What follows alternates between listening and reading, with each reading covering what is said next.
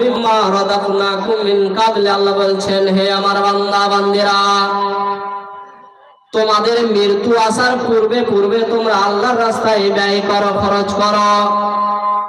যখন তোমরা মৃত্যুবরণ করবে, তোমাদের যখন গলার কাছে দম চলে আসবে, হায় হায় হায় হায় চিৎকার করবে, সুবহানাল্লাহ বলতে বলবেন, আস্তাগফিরুল্লাহ বলতে বলবেন, লা ইলাহা ইল্লাল্লাহ বলতে বলবেন, কিন্তু বলার ক্ষমতা থাকবে না, গড়গড়ে উঠে যাবে।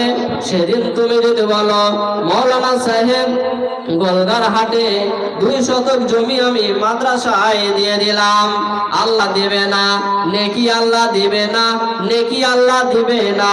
ওয়ানফিকু মিম্মা রাযাকনাকুম মিন ক্বাবলি আইয়াতি আহাদাকুমুল মাউত, মৃত্যু আসার পূর্বে পূর্বে আল্লাহ যেই ধন সম্পদ দিয়েছে, টাকা পয়সা দিয়েছে, গাড়ি বাড়ি দিয়েছে, সেখান থেকে আল্লাহর রাস্তায় ব্যয় করতে হবে।